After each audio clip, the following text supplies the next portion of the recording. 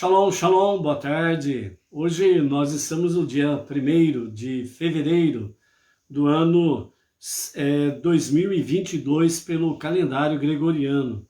Pelo nosso calendário judaico, hoje nós estamos no dia 30 do mês de Shevat, do ano 5782. Ao pôr do sol de hoje, nós adentraremos oficialmente ao primeiro dia do mês de Adar 1.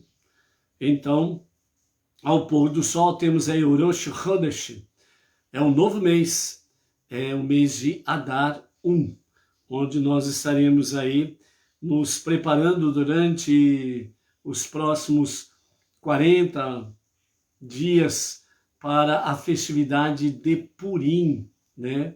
Com Esther e Mordecai, contra o inimigo Haman, né? Que vem querer realmente destruir o povo hebreu. Então, né, vamos aí nos preparando para Purim e vermos aí o significado de Purim para os nossos dias. Temos aí também, a partir do pôr do sol, né, um novo mês de Adar 1 e teremos esse ano o Adar 2, né? Estamos aí no ano embolísmico, para que exatamente a festividade de Pesach, né, que é a festividade de Hag Hamatzot, dos pães sem fermentos, aconteça sempre na primavera. Então, o mês de Adar é considerado que a sua sorte é forte. Então, dentro desse aspecto aí, nós precisamos realmente estarmos cada vez mais confiados na providência divina, que a nossa sorte é forte no eterno, ok? Então estamos aí com 148 dias transcorridos do ano 5782 e então vamos ver a sabedoria do nosso Rebbe Menachem Mendel para o dia de hoje. Então o nosso Rebbe Menachem Mendel, ele nos fala assim: um antigo Midrash, ele nos diz da seguinte forma, segundo os nossos sábios: Adão atravessou a custo o portão do Éden, a cabeça baixa, os pés pesados de remorso e dor, no momento que ele estava sendo expulso do Gan Éden. Então ele parou, uma ideia lhe ocorrera pela cabeça, ele se virou e olhou para cima e exclamou a Hashem: espere um minuto. Você tinha planejado tudo isso. Colocou aquela fruta lá, sabendo que eu comeria dela. Tudo isso é uma conspiração. Eu posso provar, disse Adão, em sua Torá, que você compôs antes que o mundo fosse criado. Você escreveu: é isso que deve ser feito a um homem quando ele morre. Portanto, você tinha planejado que haveria morte no mundo e só queria que ela entrasse por minha causa. O Midrash não registra nenhuma réplica ao grito de Adão, apenas silêncio. Deus viu que a alma do homem era grandiosa e indagou: como toda essa grandeza se realizará? E assim ele concedeu ao homem o livre arbítrio, escolher suas próprias vitórias ou fazer as suas próprias bobagens. Sem falhas, o homem jamais alcançará verdadeiramente as profundezas de sua alma. Só depois de errar ele pode retornar e atingir alturas cada vez maiores, infinitas, além do Éden. Então aqui nessa gota de sabedoria do nosso Rebbe Menachem Mendel, o tzadik da nossa geração, dentro deste grupo aqui de sabedoria, voltando para casa, então o Midrash, o nosso Rebbe, ele registra, né, nessa gota de sabedoria, o que os sábios falam através do Midrash. Adão, quando ele estava sendo expulso do paraíso, ele teve um momento em que ele fez uma reflexão e então ele viu realmente e ele indagou, ele questionou a Deus sobre esta realidade. Então ele viu que Deus tinha planejado tudo, porque a Torá é o projeto de Deus e Deus tinha planejado tudo. E ele realmente indaga a Deus sobre todas essas questões, inclusive dizendo que a morte seria uma realidade e que isso estava escrito na Torá. Então Adão fala, isso você planejou que viesse entrar através de mim, por minha causa, a morte no mundo. E o Midrash conta que não houve uma resposta do Eterno para com Adão. É apenas silêncio. Um silêncio. E então, Deus sim, ele viu a grandeza do ser humano. Voltando o sinal, caiu o sinal, volta sinal, né? Então, sinal voltando, Baruch Hashem.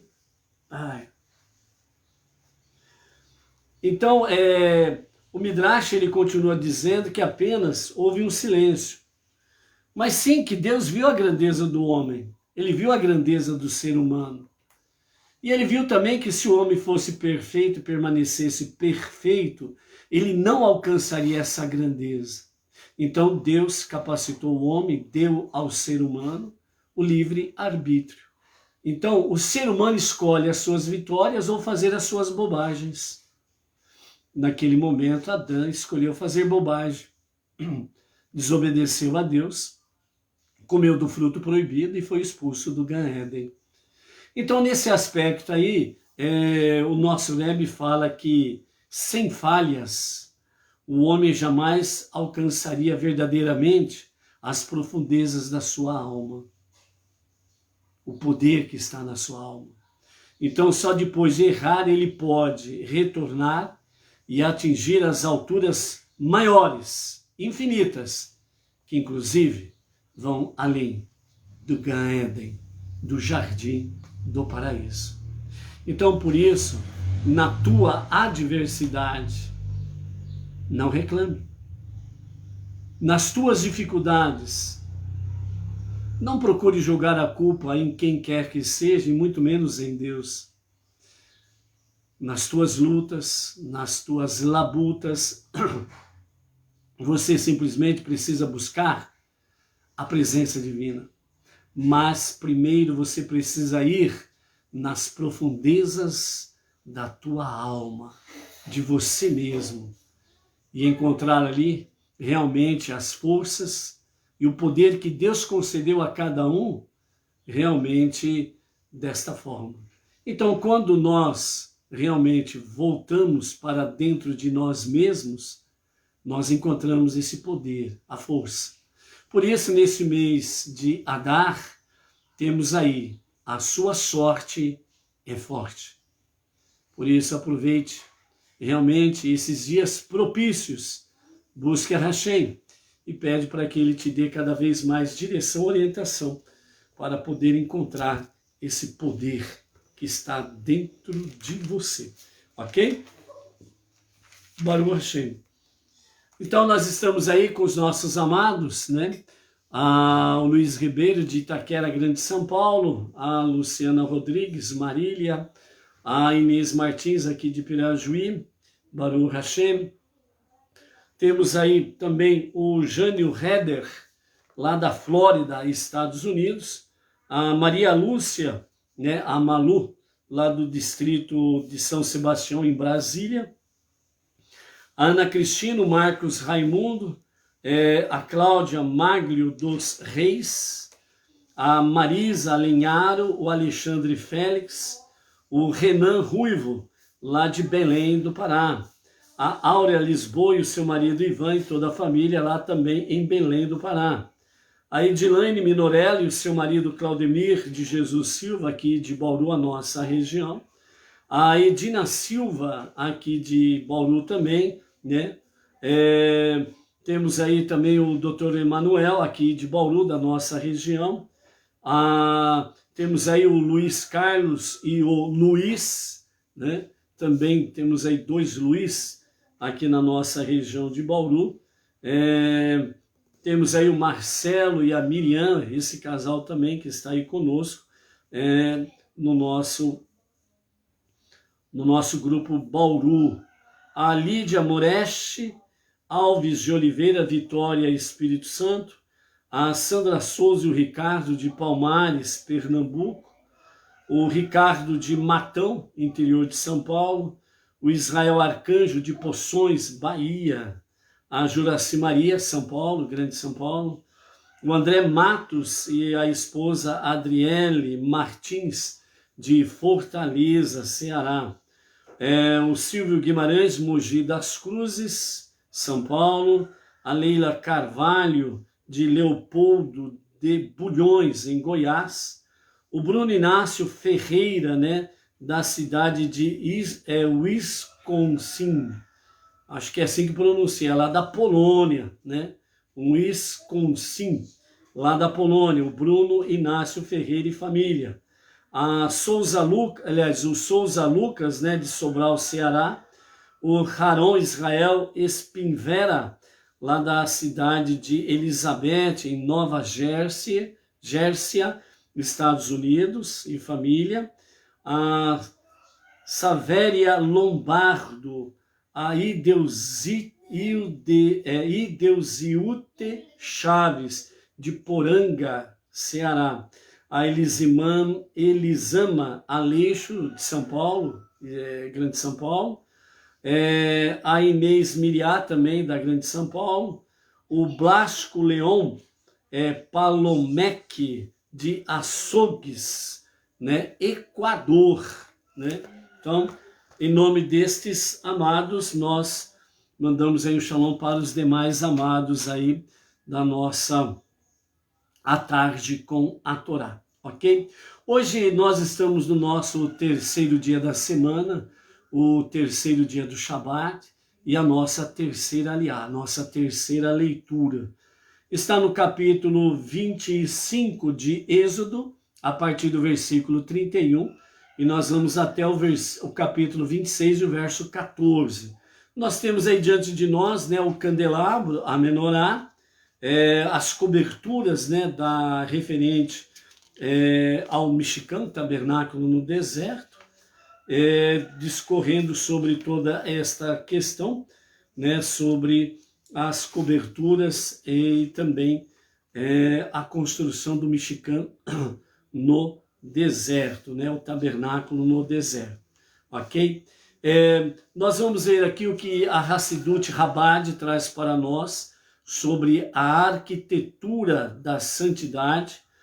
Vamos ver aqui, né, com o nosso rabino Jonathan Sachs, de abençoada memória, a arquitetura da santidade. A Hassidut Chabad sobre a menorá, o candelabro, né, o que nós temos aí nesses comentários. E para finalizarmos, nós teremos aí realmente uma palavra, mais uma vez, né, pela graça bendita de Hashem, a palavra do nosso Rebbe Menachem Mendel, para finalizar a nossa live, falando como iluminar o mundo, né, como iluminar o mundo. Então nós temos aí no início da nossa aliá, que é falado sobre a questão do candelabro. Então, capítulo 25, a partir do verso 31, Deus falando com Moshe, dizendo: farás um candelabro de ouro puro, o candelabro será moldado como que a marteladas, a base de 3 pés em forma de caixa, sua haste central vertical, seus cálices decorativos, suas esferas em forma de maçã, e suas flores serão do mesmo todo, de um único lingote de ouro.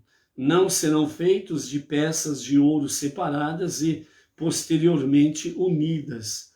O candelabro terá 18 larguras de mão de altura, 6 braços sairão diagonalmente de seus 2 lados, 3 braços do candelabro de um lado e 3 braços do candelabro de outro lado, e ficando uma haste central. Os braços sairão da haste principal, à sua altura, e dessa forma haverá 3 cálices gravados, bem como uma esfera e uma flor, sobre as 3 larguras de mão superior de um braço, e 3 cálices gravados, bem como uma esfera e uma flor, sobre as 3 larguras de mãos superiores do braço seguinte. Assim será para todos os 6 braços que saem da haste do candelabro, né? Então aqui Deus ele orienta Moshe a de fato fazer um candelabro de 7 braços, de uma única peça de ouro, de um único lingote de ouro, né?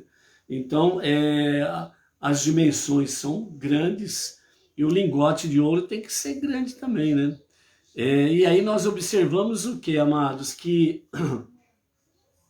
no deserto, esse ouro, esse lingote de ouro aparece a partir do momento que o ser humano ele se propõe a fazer a vontade divina, os milagres acontecem.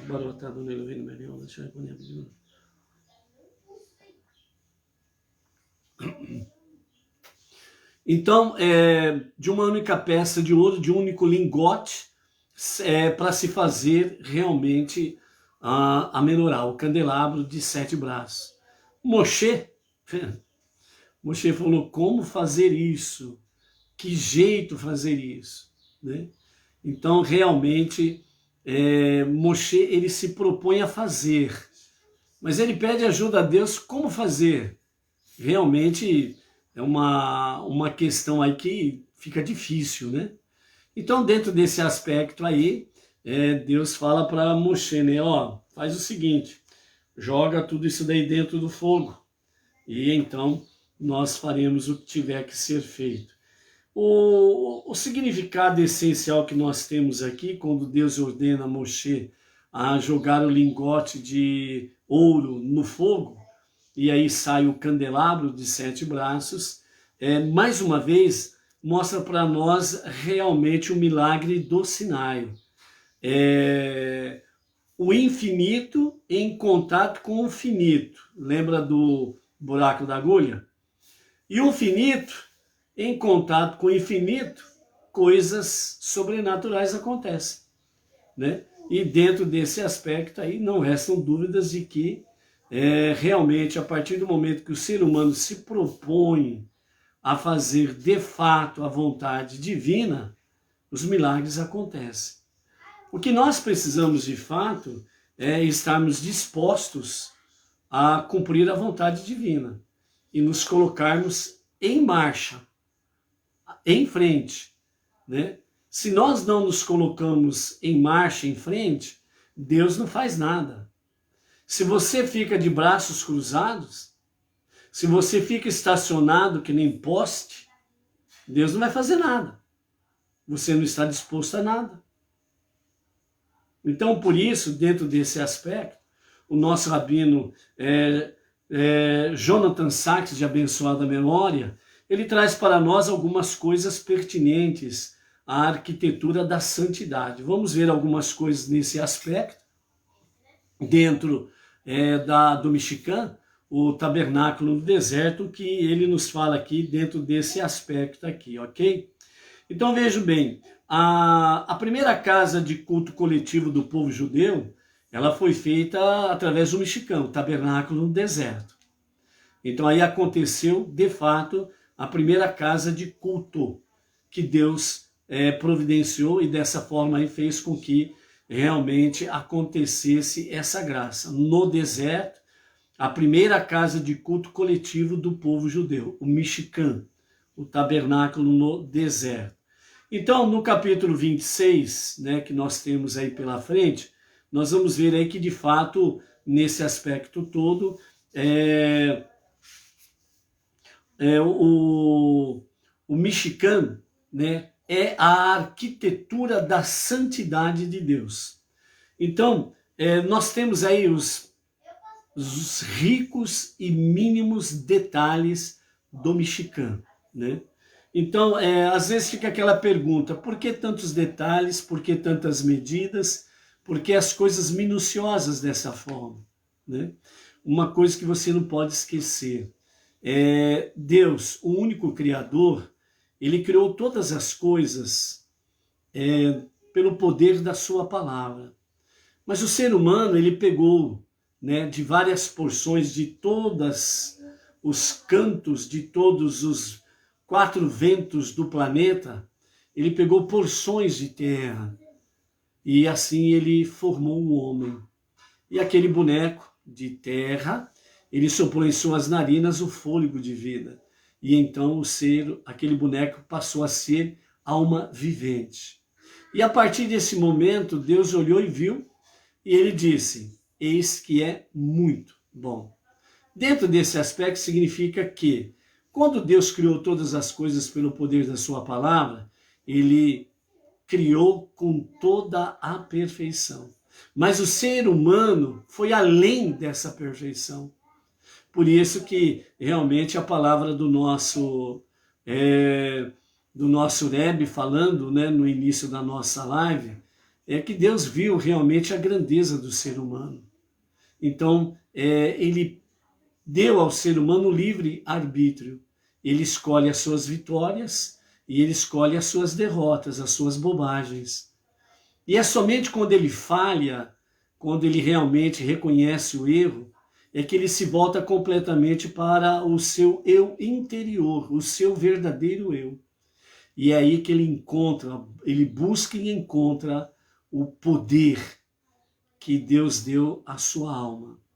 E é então esse retorno a Deus para um verdadeiro e genuíno arrependimento faz com que nós nos tornemos mais fortes no nosso arrependimento, na nossa techuvá com Deus. Então por isso Deus viu que esse caminho era o melhor para nós.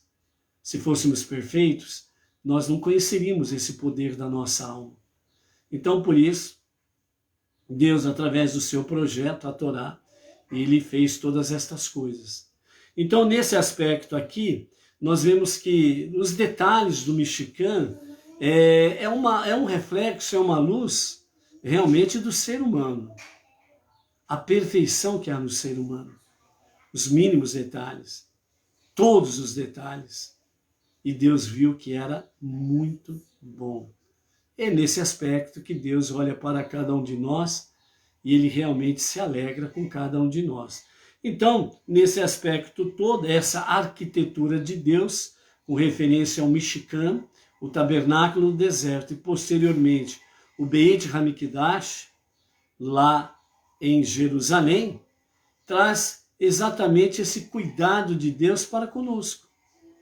E assim, nós podemos realmente termos a tranquilidade e a confiança que nós estamos em boas, em excelentes mãos, nas mãos de Deus. Então, por que precisamos saber então realmente quão grande era o tabernáculo? Não teria duração infinita. O tabernáculo no deserto seria temporário, passageiro. Mas seu principal uso foi durante os anos no deserto. Ao final foi substituído pelo templo, uma estrutura completamente maior e mais magnífica. Qual é então o significado eterno das dimensões dessa construção modesta e portátil? Então, para colocar nessa questão de forma nítida, o nosso rabino Jonathan Sacks, ele diz, não é a própria ideia de um tamanho específico para a casa da Shekhinah, a presença divina, sujeita a uma percepção incorreta. Um Deus transcendente não pode ser contido no espaço. O rei Salomão, em 1 Reis, capítulo 8, verso 27, disse, mas Deus realmente habitará na terra? Os céus, mesmo os céus mais altos, não podem contê-lo, quanto menos esse templo que eu construí, disse Salomão. Então, o profeta Ishaiah, ele também diz o mesmo, né, em nome do próprio Deus, falando no capítulo 66, verso 1, O céu é o meu trono e a terra é o escabelo de meus pés. Onde está a casa que você vai construir para mim? Onde estará o meu repouso? Portanto, nenhum espaço físico, por maior que seja, é o suficientemente grande para poder receber a presença divina. Por outro lado, nenhum espaço também é muito pequeno para a presença divina. Assim diz o Midrash, os nossos sábios falam. Quando Deus disse a Moshe, faça para mim um santuário, disse Moshe com assombro, a glória do santo, bendito seja ele, preenche o céu e a terra e ainda assim mesmo manda, faça para mim um santuário? Então Deus respondeu a Moshe, eu não penso como você pensa. 20 tábuas no norte, 20 no sul, 8 no oeste são suficientes. Na verdade, eu descerei e confinarei a minha presença mesmo dentro de um cúbito quadrado. É o que diz, né, o Midrash em Shemot Rabbah 34:1. Então, que diferença poderia fazer se o tabernáculo fosse grande ou pequeno? De qualquer maneira, era um símbolo, um foco da presença divina, que está em toda parte. Onde quer que os seres humanos abram seu coração a Deus, suas dimensões não deveriam importar. Encontrei uma resposta de forma inesperada e indireta em alguns anos, diz o nosso rabino Jacobson, Jonathan Jacobson, né? De abençoada memória, Jonathan Sachs, melhor dizendo. Então ele diz assim, apenas 6 números, subtítulo, as forças profundas que moldam o universo. Como um choque, eu descobri que o autor, né, da Torá era cada vez mais realidade. E por isso era mais importante nós estarmos focados dentro da Torá, daquilo que Deus nos fala, para que nós possamos compreender as dimensões realmente do nosso Deus. Então, por mais que nós possamos realmente assim querer achar uma explicação lógica, nós sempre vamos ficar ali meio que ou totalmente no impasse, né? Com a vontade divina. Como que pode aquele que preenche todo o céu e toda a terra, ao mesmo tempo, como ele diz, pode estar presente num pequeno quadrado, não é verdade? Então, dessa forma aqui, o nosso rabino Jonathan Sachs, ele fez uma palestra, né? E nessa palestra falando sobre estas coisas todas, e então, depois, né, que ele falou sobre ciência e religião, chegou o Senhor para ele, entregou para ele um livro e falou para ele, né, escrevi um livro e acho que interessante para você poder ler. E então, né, ele pegou o livro, agradeceu, foi embora, né, acabou a palestra, etc e tal. E depois, né, de alguns dias, ele pegou o livro e foi dar uma olhada naquele livro. Então, aquele livro intitulava-se apenas 6 números, subtítulo, As Forças Profundas que Moldam o Universo. Então, dessa forma, o nosso rabino, ele começou a ver o livro, olhou, aí ele procurou a biografia ali do autor do livro. Então, quando ele viu o autor do livro, então ele descobriu que se tratava de Sir Martin, agora Barão Rees, um astrônomo real e mais tarde presidente da Sociedade Royal, lá na Inglaterra, mais antigo e famoso corpo científico do mundo, essa Sociedade Royal. E também ele era o mestre do Trinity College de Cambridge, e em 2011 ele ganhou o prêmio Templeton, né? Então era realmente um grande estudioso e um grande cientista. Então eu estava falando com um cientista, diz o rabino, mais ilustre da Grã-Bretanha, e o seu livro era apaixonante. Explicava que o universo é moldado por 6 constantes matemáticas, que se tivesse variado por 1 milionésimo ou trilionésimo de graus, né? Então presta atenção nessa colocação que o rabino Jonathan Sacks faz, com referência ao livro em que esse cientista deu para ele, e ele ali leu e viu esses detalhes, né? Que é apenas 6 números e as forças profundas que moldam o universo, né? Então ele diz, explicava que o universo é moldado por 6 constantes matemáticas, que se tivessem variado por 1 milionésimo ou trilionésimo de graus, não teriam resultado em nenhum universo, ou pelo menos em nenhuma vida. Se a força da gravidade fosse o resultado menor do que isso daqui que ele fala, milionésimo ou trilionésimo de graus, o universo não existiria.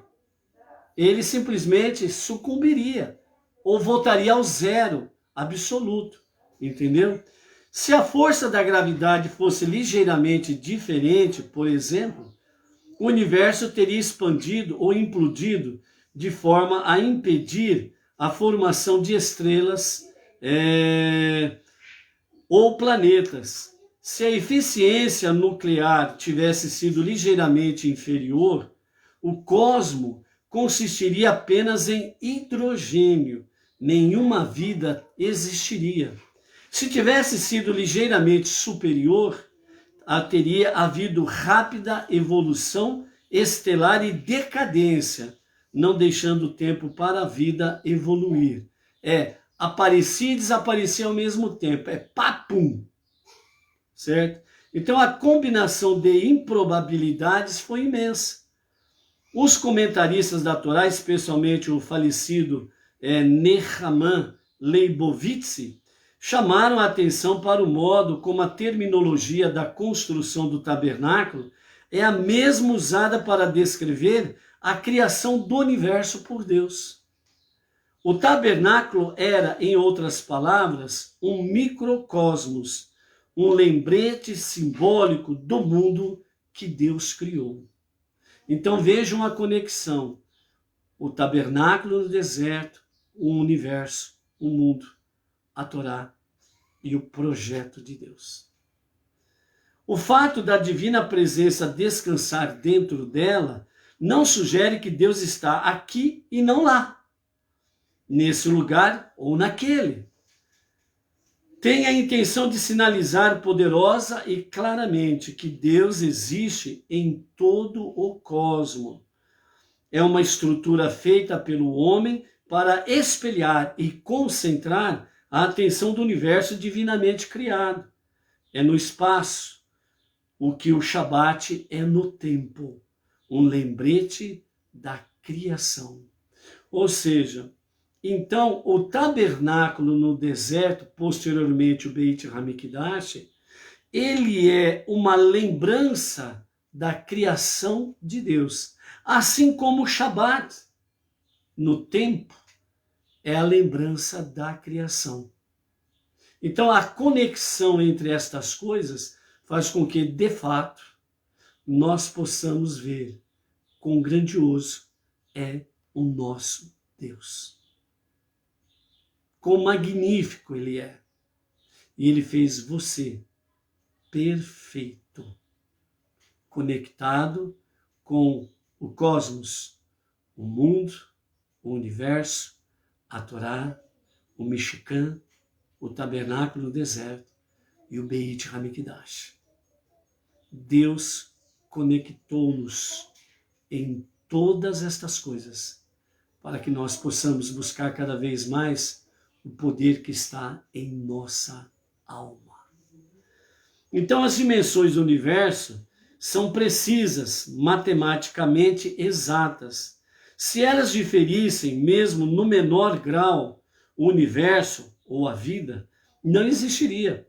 Só agora os cientistas começam a perceber a tal precisão, e até esse conhecimento parecerá rudimentar para gerações futuras. Estamos no limiar de um salto quântico em nossa compreensão de toda a profundidade das palavras divinas. Quão abundantes são tuas obras, ó Deus, tu as fizestes todas com sabedoria. Salmo 104, verso 24. Então, a palavra sabedoria aqui que nos fala Terrilim, como nas muitas vezes que ocorre no relato da construção do tabernáculo, significa, sabedoria aqui, significa exatamente o quê? Precisão, artesanalmente exato. Exatidão, precisão. Tudo de forma milimétrica. Né? Lembra daquela expressão, nos mínimos detalhes? Deus, ele cuidou de todos os mínimos detalhes, para que não houvesse a possibilidade do universo não existir e de não houver nenhuma vida.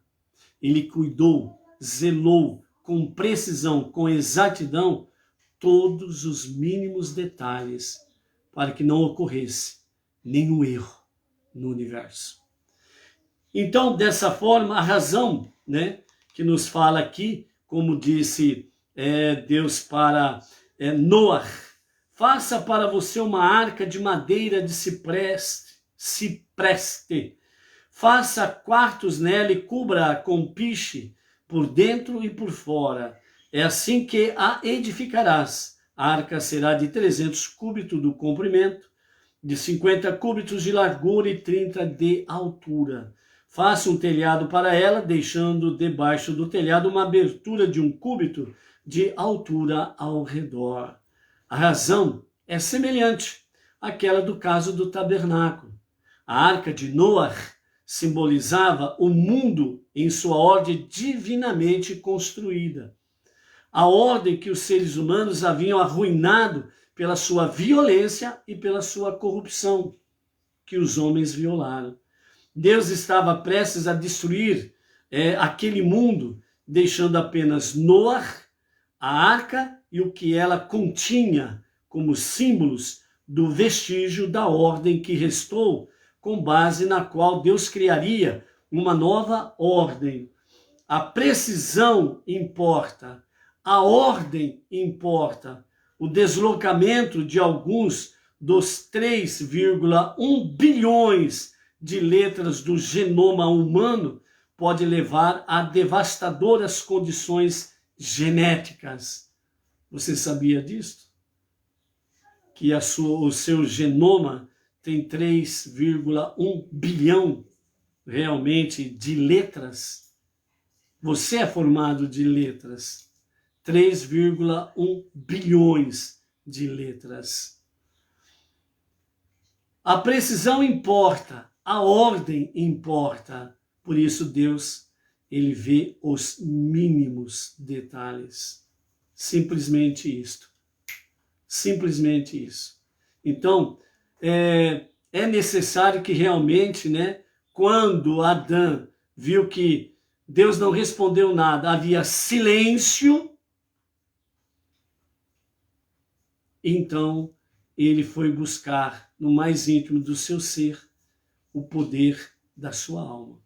Então, por isso, realmente a precisão e a ordem são importantes.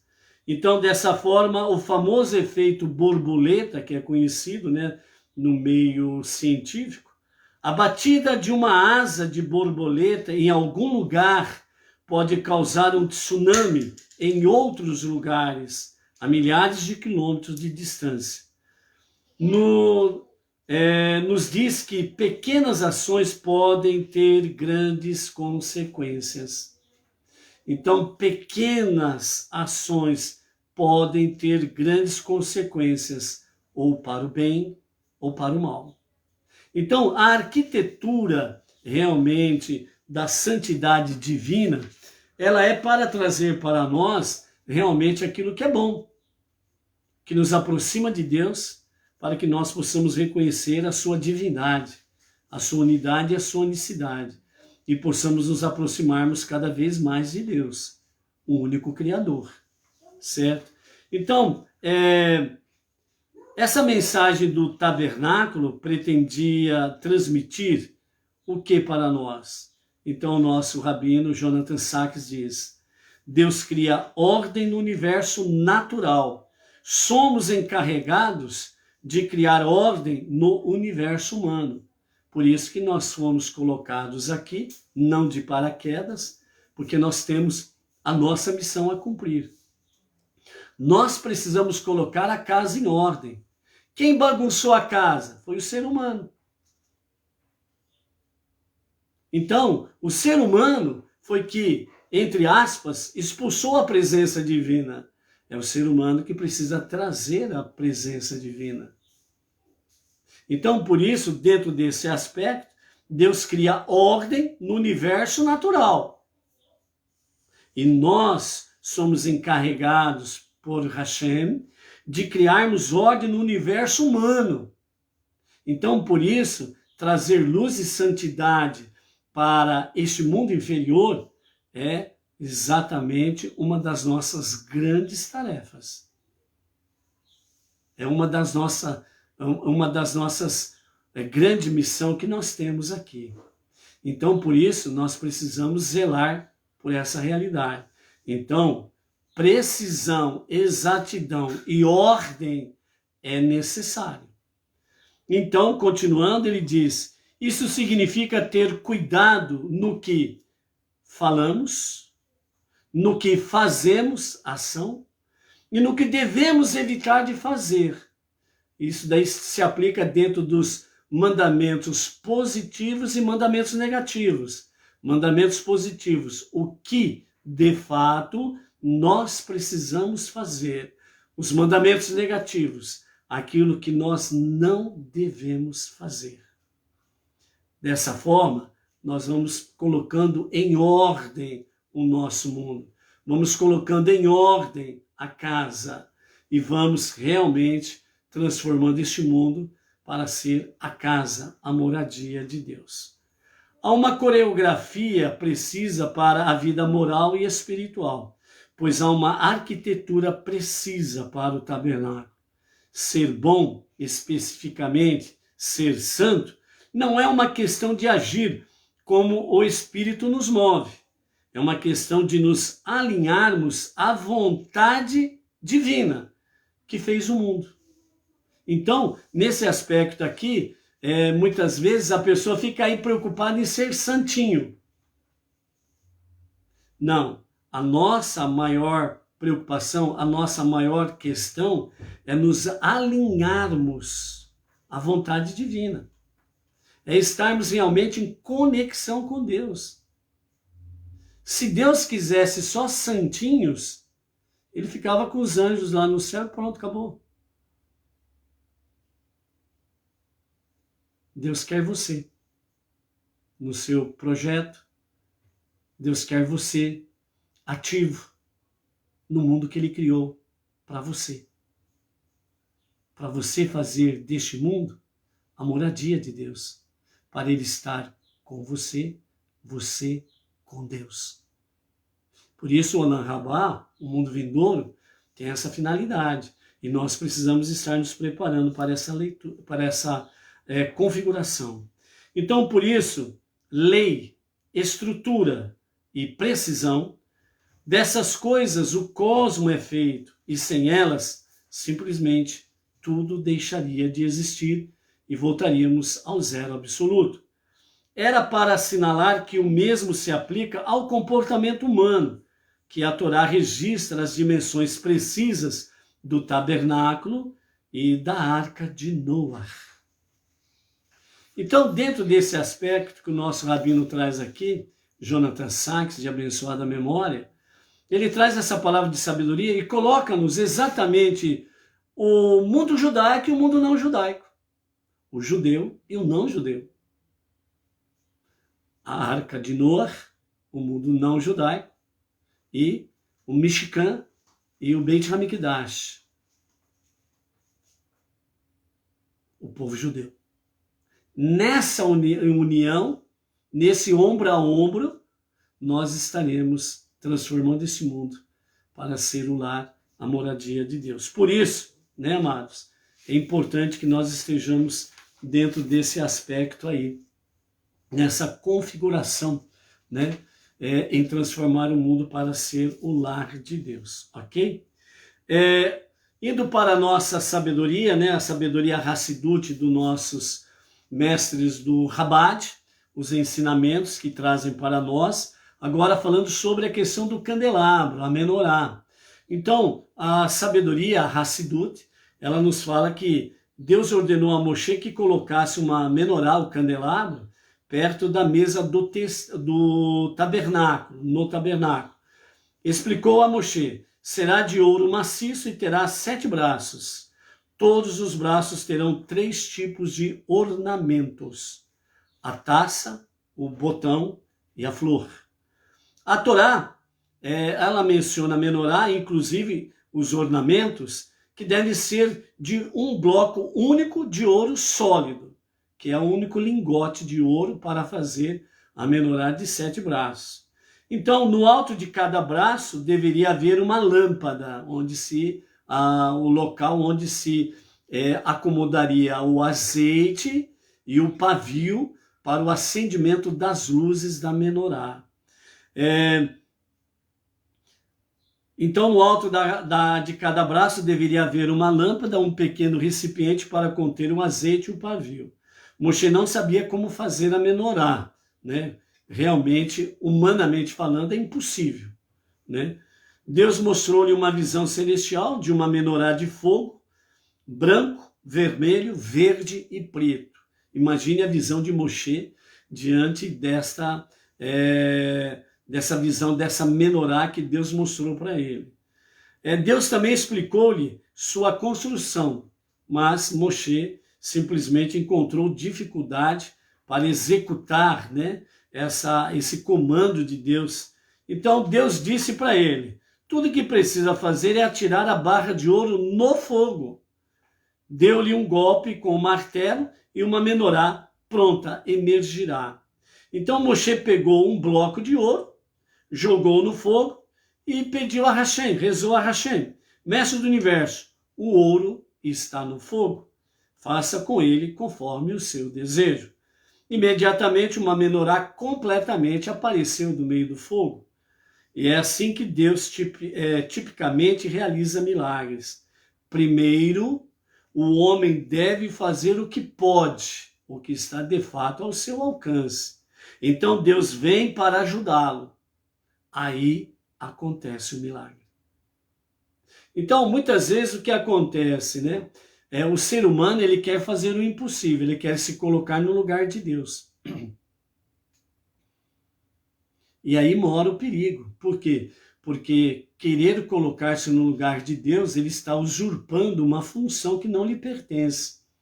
E ainda mais, ele está usurpando uma função que só a Deus pertence.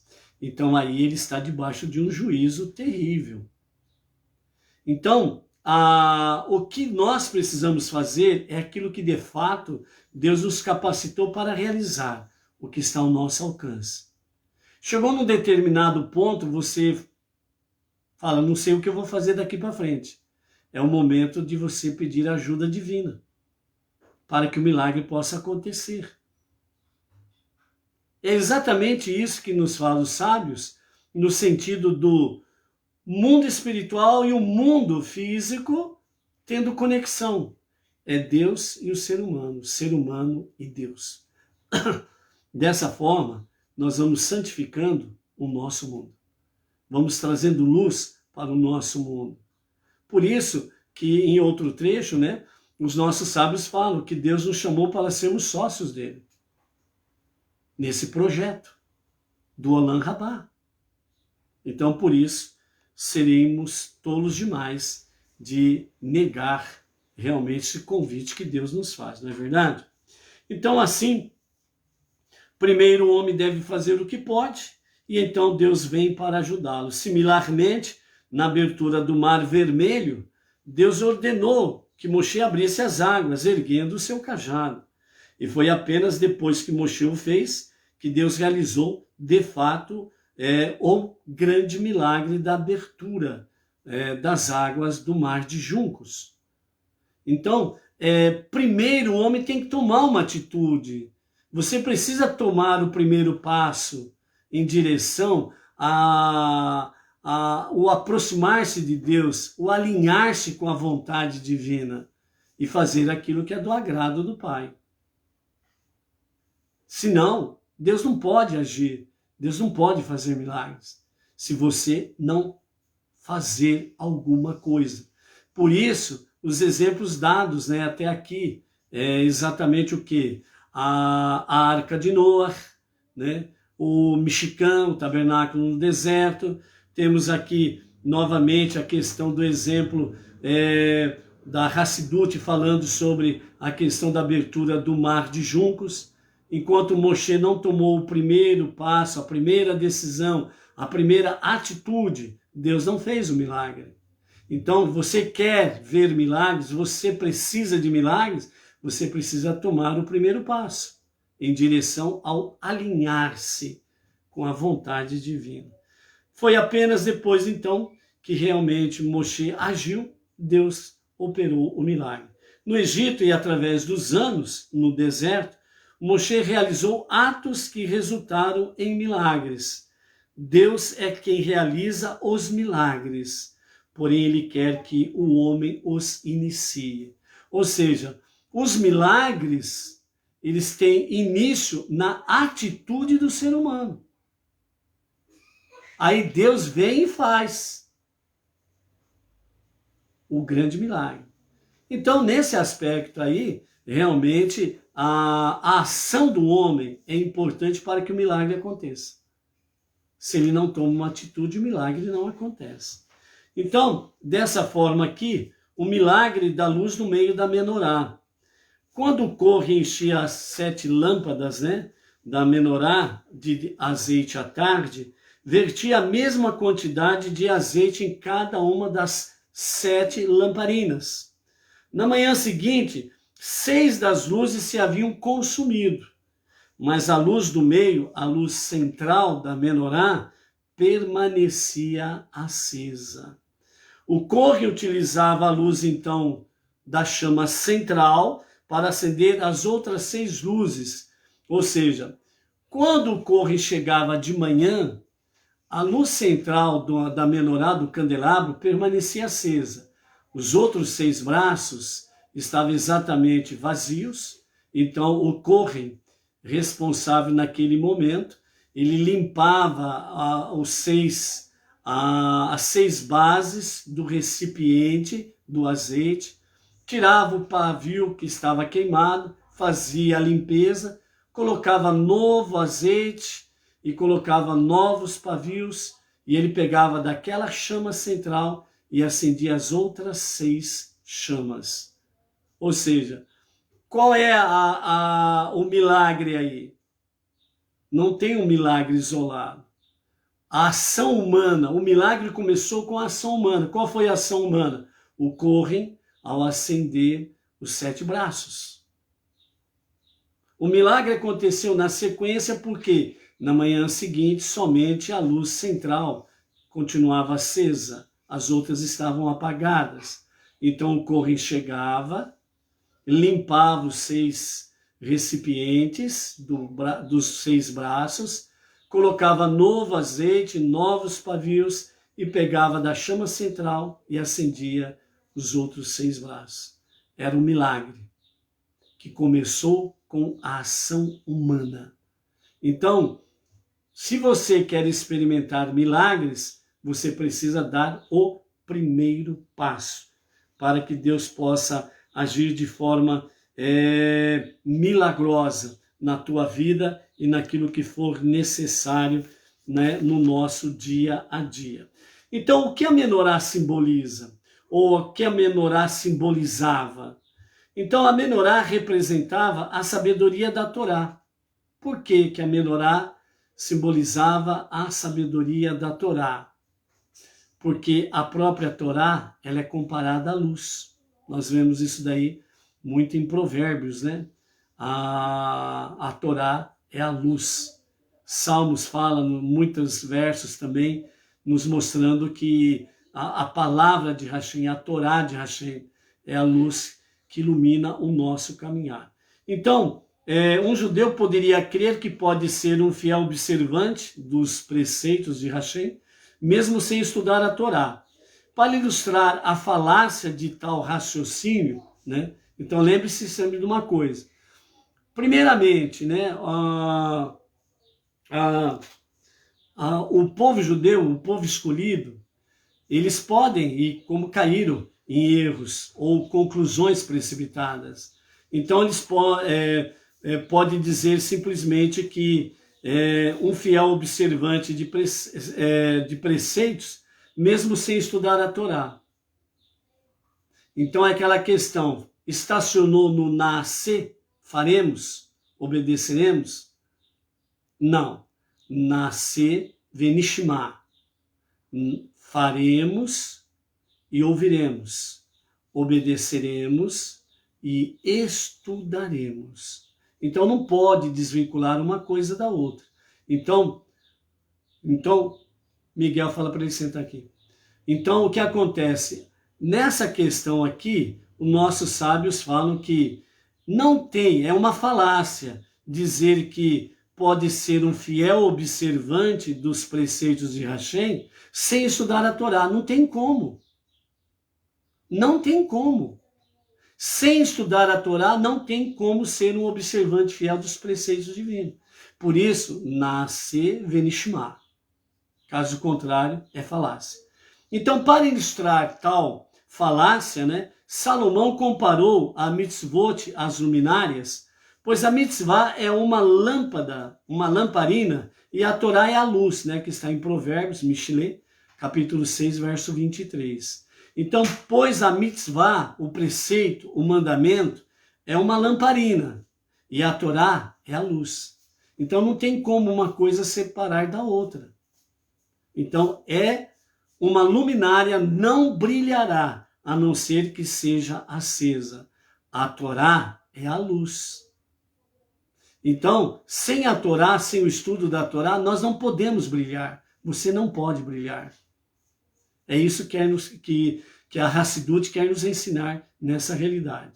Então, similarmente, a pessoa não pode observar as mitzvot corretamente, a não ser que seu comportamento seja informado e iluminado pelo estudo da Torá. Aquele a quem falta conhecimento de Torá está fadado a tropeçar. Está fadado a tropeçar. Sem conhecimento de Torá, o tropeço é real. Um homem estava andando à noite num beco, diz os nossos mestres, a Hassidut.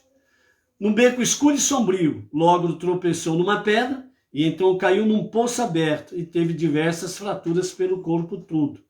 Somente aquele que estuda a Torá porta uma brilhante luz que o alerta sobre os poços espirituais encontrados na jornada da vida, que representa aqui o quê? As ciladas que a vida nos apresenta. Então, somente a Torá pode iluminar o nosso caminhar.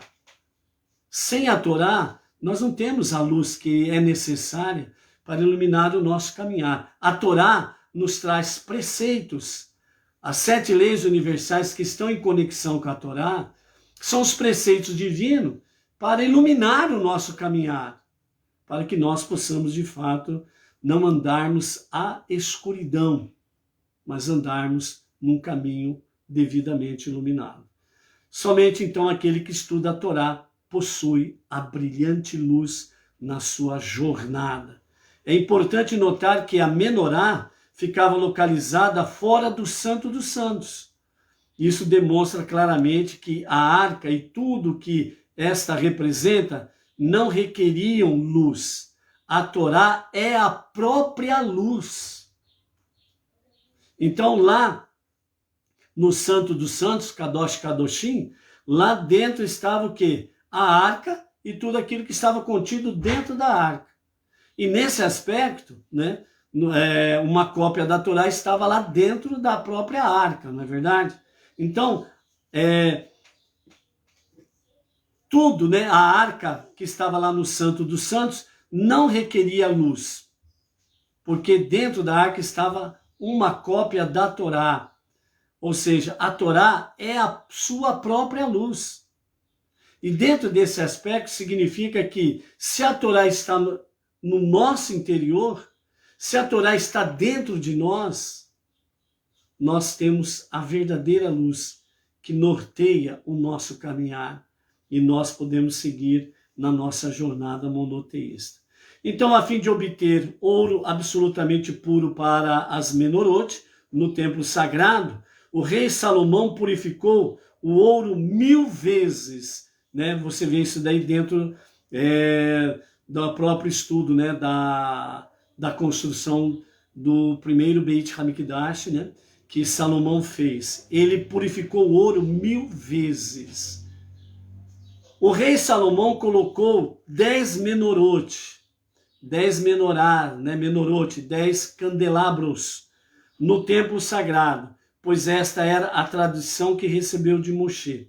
Então, cada candelabro, cada menorá, tem 7 braços. 10 menorot, na sua totalidade, contém, então, 70 braços. Os 70 braços representam exatamente as 70 nações vigentes na época, que representam todas as nações posteriores. Mais uma vez nós vemos o cuidado, o zelo de Deus para que a humanidade não seja esquecida no seu projeto. Você está, não judeu, você está no projeto de Deus. Você não está separado. Havia, portanto, no total 70 lâmpadas no templo sagrado, pois cada menorá consistia de 7 braços, e isso simbolizava que as 70 nações do mundo eram obrigadas a cumprir as 7 leis de Noé, ordenadas por Deus a toda a humanidade. Então, para finalizarmos aqui a Hassidut, o que aprendemos do fato que a menorá foi talhada em um bloco sólido? Toda a menorá, inclusive os braços e os adornos, eram talhadas de um grande bloco de ouro, um único lingote. Isso nos sugere que todas as explicações da Torá, dadas por todos os sábios do povo israelita, de todas as gerações, estão contidas na Torá que Deus ensinou a Moshe. Não há nenhuma explicação que os sábios posteriores tenham transmitido que não esteja de alguma forma sugerida na Torá. Os sábios posteriores apenas revelaram o que se encontra na Torá para nos ensinar este conceito. Deus ordenou que todos os detalhes da menorá fossem talhados no mesmo bloco de ouro. Mais ainda, a exigência de que a tão intricada menorá seja moldada de uma única pepita de ouro simbolizava a indivisibilidade da Torá.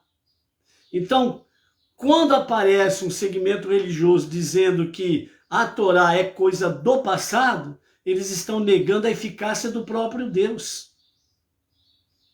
Então, o Deus que eles acreditam não é o mesmo Deus da Bíblia. Não é o mesmo Deus dos 5 primeiros livros da Bíblia, o Deus da criação. Então eles acreditam em outro Deus. Quando eles separam, isolam os 5 primeiros livros da Bíblia. Então, a indivisibilidade da Torá, ela é a única pepita de ouro. É o único lingote de ouro. É a única luz verdadeira que emana para iluminar o ser humano e o seu caminhar. Então, a vida judaica deve ser construída sobre um conjunto de valores. Não pode ser uma miscelânea de componentes e peças separadas enxertadas juntas para servir à conveniência de qualquer um. Todas as áreas da vida devem derivar do mesmo conjunto de valores, que é o quê? A Torá. Então, por isso, né, não são componentes separados, peças separadas, enxertadas, né, para servir à conveniência de cada um. É por isso que, infelizmente, fora do monoteísmo com base judaica, certo? Com orientação rabínica, vários segmentos religiosos fizeram um monte de enxerto, peças separadas, que nem açougueiro. Corta daqui, corta dali, elimina isso, elimina aquilo, põe peças separadas e por aí afora vai, certo? Cada um puxando, como diz o velho ditado, cada um puxando a sardinha para sua brasa. Então, na realidade, não, entre aspas, né, as luzes que eles têm por aí, não vêm do único lingote de ouro, a Torá, os 5 primeiros livros da Bíblia. Então, de acordo com essa realidade, o que a Hassidut quer nos ensinar aqui é que a Torá, ela faz parte de uma única peça de ouro, que emana a verdadeira luz e a única verdade que liberta o ser humano. Fora disso, é enxerto. Ou é um açougue. Corta daqui, corta dali, e cada um faz o que bem entende. Por isso que existem milhares de traduções e elas todas se diferenciam uma da outra. A Torá, desde o princípio até hoje, ela contém o mesmo número de letras, porque ela foi escrita no hebraico. Ela contém o mesmo número de letras em cada linha, em cada parágrafo, em cada capítulo, em cada livro. Não foi omitido nenhum ponto, nenhum tio, nenhuma vírgula. É a mesma. A Torá de hoje é a mesma que foi dada a Moshe, que vem desde aqueles tempos, com verdadeiras compilações, com exatidão. Por isso, a Torá é para nós, sem sombra de dúvidas, para o mundo judaico, para o mundo Benenor, é de fato o único lingote de ouro. E para finalizarmos, a palavra do nosso Rebbe, Menahem Mendel, como iluminar o mundo. Os sábios dizem que Moshe não compreendia todas as instruções que Deus estava lhe dando sobre como fazer a menorá. Então Deus lhe mostrou a imagem de uma menorá de fogo. Deus deu a visão para Moshe de uma menorá de fogo. Porém, como ainda assim isto era muito complicado para o entendimento de Moshe, Deus disse-lhe que simplesmente atirasse o ouro no fogo e a menorá milagrosamente surgiu no seu formato adequado. Além da construção física da menorá, o que Moshe achava difícil de compreender era como um objeto físico poderia difundir a luz da consciência divina no mundo exterior. Ao mostrar a Moshe a menorá de fogo, Deus confirmou suas dúvidas. Ele revelou dessa maneira que, por nós mesmos, é realmente impossível utilizarmos objetos físicos para difundir a consciência divina no mundo.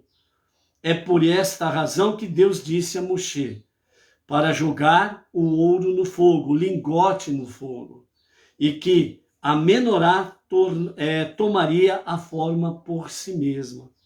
Do mesmo modo, Deus quer que transformemos todas nossas ocupações e possessões materiais em fonte de luz divina, mas Ele sabe também que nós mesmos não conseguimos fazê-lo.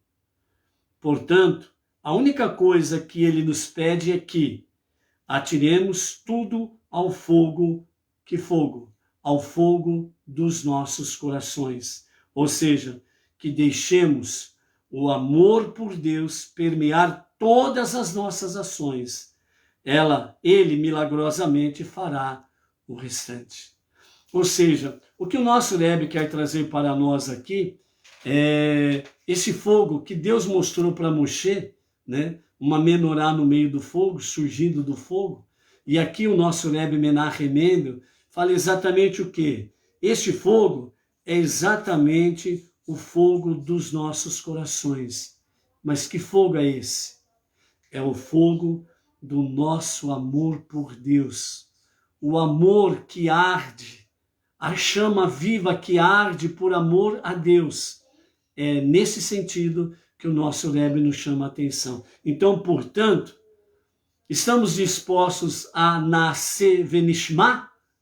Então, deixemos com que o fogo de nossos corações, que é o amor ardente por Deus, o grande amor por Deus, que venha permear o nosso caminhar no nosso dia a dia, para que nós possamos andar em harmonia com Deus, para transformar este mundo para ser o lar de Deus.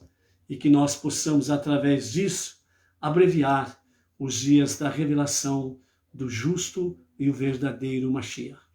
Por isso, seja você esse fogo abrasador de amor por Deus. Seja forte, seja luz. Até amanhã. Shalom, shalom.